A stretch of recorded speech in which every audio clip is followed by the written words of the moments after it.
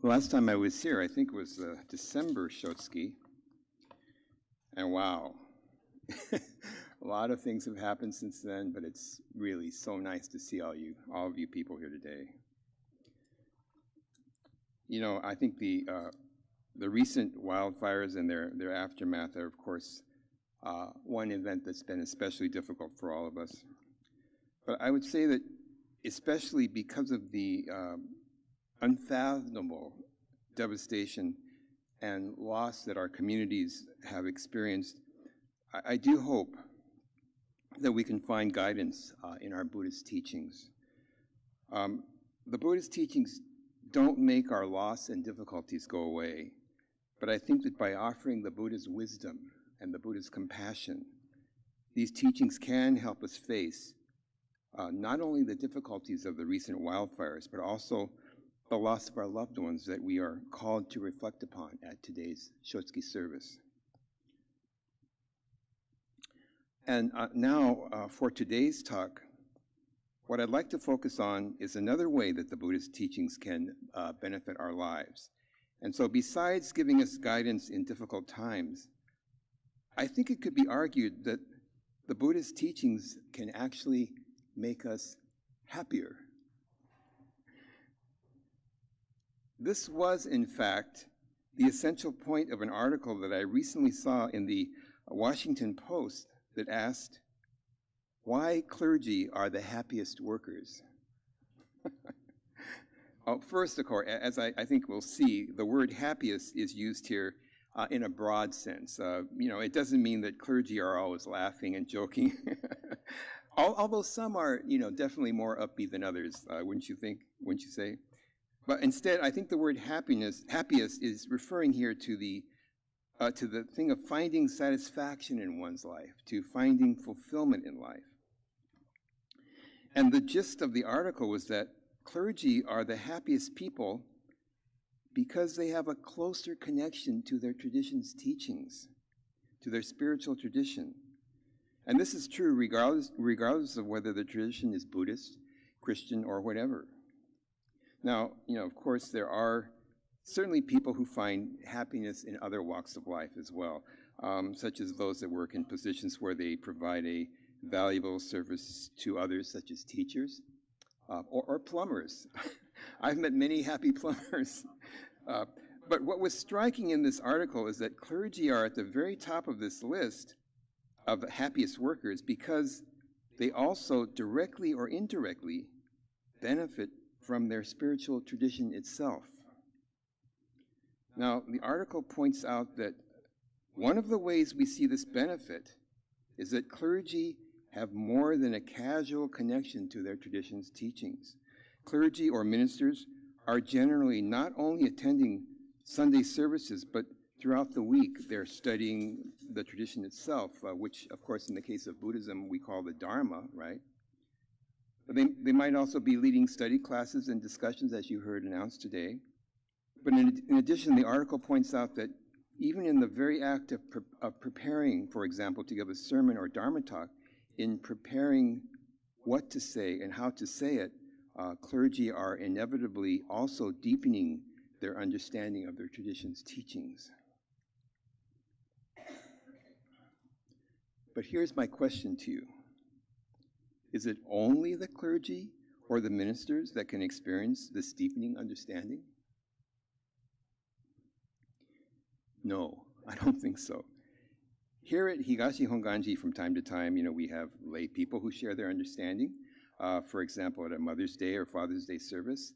We also, of course, heard the Otani Gakuen Choir, and I would say that's another way of sharing, one's trust in the teaching through music.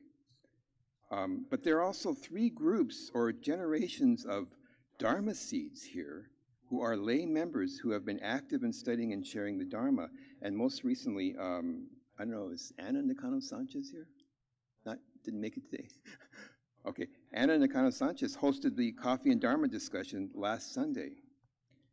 But I think that if you asked any of them, any of these Dharma seeds, they would all say that they benefited from their study and sharing of the Dharma.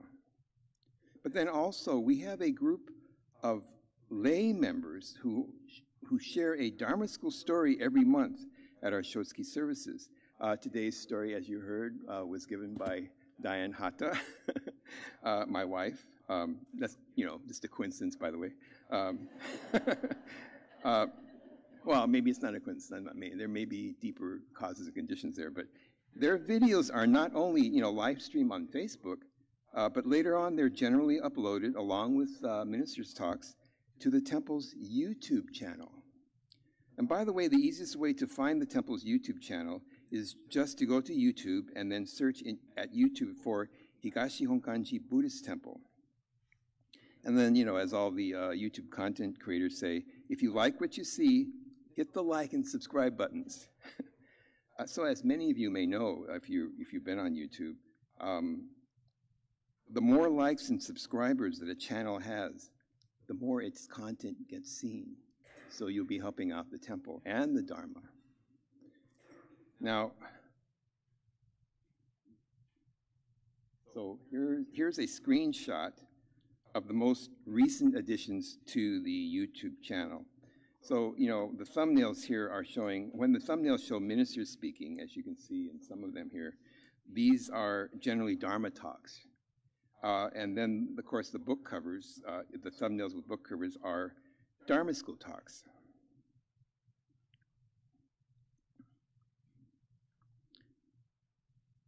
But now, I think you might also find it interesting to see a screenshot of what happens when you search all the 150 or so videos on this channel and search in terms of their popularity. Whose videos do you think are the most popular? The ones by the clergy, by us ministers, or the ones by the Dharma school staff?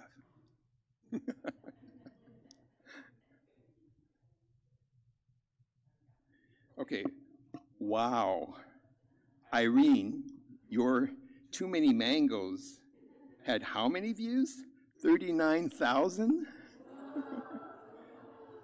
So these are the 8 most popular videos as of March 2025. Let's see, there's Diane's The Very Impatient Caterpillar with 21,000 views, and her Always Remember with 17,000 views, and Elaine's Kiki and Jax with 5,000 views. And then in the next row is the live stream of the 2020 Obon during the lockdown. That has 1,300 views. Kathy, I think I saw Kathy back there. Kathy's Empty Pot with 1,300 views. Diane's You're Here for a Reason, 1,200 views. And Irene's, wonderful, the Invisible String with 1,000 views. And, okay, just in case you were wondering, like I was, how many views did my most popular talk, by the way, which was How Buddhas Become Buddhas back last year, how many views did that receive? Well, it's not on here because it's in 19th place. And it received all of 175 views. So, all I can say is, ouch. So I think you can see that when the Washington Post article uses the word clergy, at least in our temple, this is really referring to all the members of our tradition that take part in sharing the Dharma. You do not have to be a minister to share the Dharma. You just have to be someone who has listened to the Dharma and who then feels moved or inspired to share it in whatever way they can. And now, in addition, these children's stories are very effectively connecting with what I think we can call our temple's virtual community. This was actually another point that the Post article made, a very important point, which is that clergy, including, of course, lay people who share the teachings, are the happiest because they have connections to their community. This is not just the members of their church or temple, but people who participate via online platforms like YouTube. If a temple has an online presence, it can create connections with a much larger community. Now, you'd have to ask Irene if her 39,000 views make her happy or not.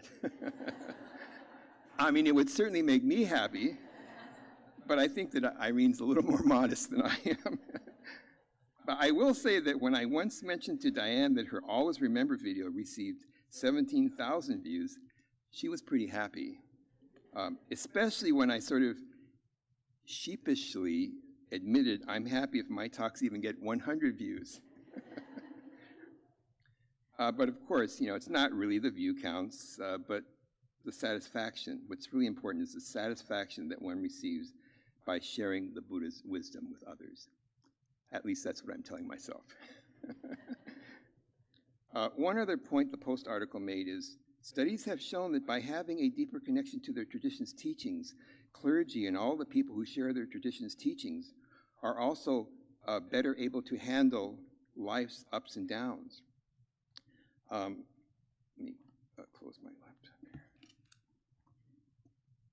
Now, as a minister, I can verify that this is true, especially, I think, in regards to the difficulties that we have in dealing with the unpredictability of life. So as you know, besides our monthly Shotsuki services, we have various annual memorial services, including, of course, our annual Honko service. But I think one of the unique ways that ministers in particular have a deeper connection to the teachers is that we also are involved in officiating the funerals and memorial services of our members. So those of you who experienced the funeral of your loved one know that it can be a very, very moving experience. And over a period of time, ministers are officiating many funerals and memorials. Speaking personally, these repeated encounters with the Dharma, with the truth of the impermanence of life, have changed the way that I look at life. And now, I don't think he'll mind me mentioning this, but I remember discussing the experience of ministering to a Sangha with one of my colleagues, Reverend Ken Yamada. Ken Yamada is the former minister of Berkeley Higashi. And he once said to me that of all the experiences he'd had as a temple minister, it was his officiating funerals and memorials that had the most powerful and transformative effect, not only on him, but on his Sangha as well. And I think Reverend Yamada would agree with something that one of my earliest teachers, this is the Reverend Sen-e Suge, once said more than 30 years ago regarding this transformative power of impermanence. Suge Sensei had said that in discussing our encounters with impermanence, quote, "The point is not to get rid of the pain of the experience of impermanence. That is impossible. Rather, it is to live with the pain, but to turn the focus inward. To achieve this is to attain a kind of rebirth, kill the ignorance and be reborn in the truth, then live with the truth," unquote.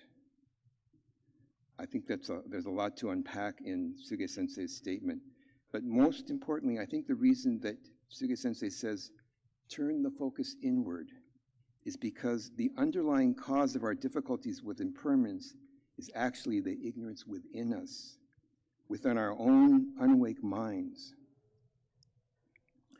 But if at some point in your own life, you've also been deeply moved by an encounter with impermanence, by an encounter that resulted in you acknowledging, even if only momentarily, a truth or power much greater than yourself, then I think you can appreciate Reverend Yamada's and Reverend Suge's statements. Now, actually, one of the Christian pastors mentioned in the Post article, the Reverend Cheryl Lindsay of the United Church of Christ in Oberlin, Ohio, seemed to echo this same kind of universal awareness when she said that as a member of the clergy, quote, "You don't get to divorce yourself from the messiness of life. I've been in hospital rooms visiting a member of the church. If they have a health crisis, I'm there. I've got calls in the middle of the night because a parishioner lost a child. These moments bring a heaviness," unquote. But at the same time, Reverend Lindsay also said she's shared in celebrating the births of new babies, officiating weddings, and welcoming new members to her church. And so I think she was acknowledging that life always has both the ups and downs, and that actually They're part of a complete whole. And now one last point I think the Post article was making is that clergy are the happiest people because, as we've seen with the Dharma Seeds and Dharma School videos, both clergy and lay also have the opportunity to share their understanding with others, with their community, whether it's the members of their own Sangha or, as we've seen in the many views at the temple's YouTube channel, with this larger community online. Sadly, the popular videos on the temple's YouTube channel are not my videos, but I'm happy anyway for Irene, Diane, Elaine, and Kathy. But so in our Jodo Shinshu tradition, which grew out of the great vehicle, the Mahayana, this kind of active engagement with and for the benefit of others is the heart of our tradition's wish for all of us. I think it's the Hongan in Higashi Honganji. That's what we're talking about. And so I think that this Washington Post article, and of course the temple's YouTube channel, and all the activities that we all do to share the Dharma with others, by the way, including fundraisers, are all clarifying that the deeper reason why we are encouraged by our teachers to listen to the Dharma is because it's not only for our own personal benefit, it's ultimately for the benefit of others. To put it another way, in our Jodo Shinshu tradition, our happiness, our true happiness, that is ultimately dependent upon our being able to make others happy. Thank you very much for listening.